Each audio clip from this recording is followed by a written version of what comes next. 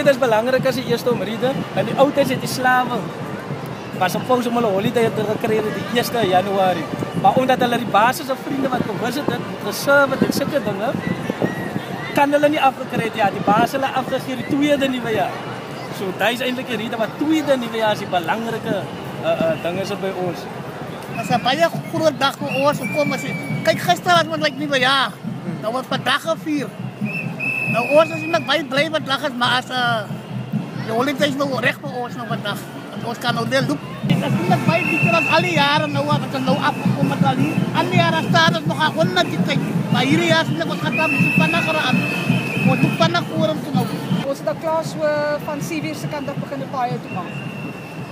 Maar dit gaan 'n bietjie woes op die oomblik. Daar is meer voetgangers en die wat nou kom kyk het na die event.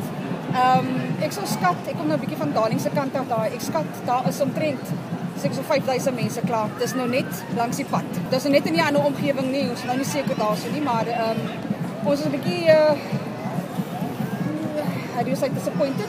Die troepe hulle vat 'n bietjie lank en die mense wag vir hulle. En dis vir ons dan om 10:00 al te loop, maar dit baie laat begin. Langstaan is nou plus minus 'n uur. 'n uur. Okay, en sê vir my, hoekom het u vandag gekom? Hoekom het julle die klopse kom kyk? Dis om vir hulle te sien wanneer is deel van ons culture.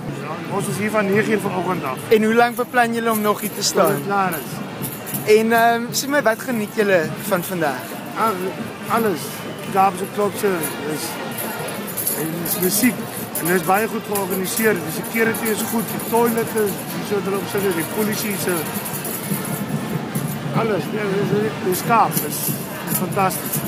Hoekom kom ons terug? Ja. Want dit is onze tradisie. Elke jaar die Kaap is niks sonder klopse nie. As hierdie Kaap die nuwe jaar op so 'n manier begin, is dit 'n lekker nuwe jaar.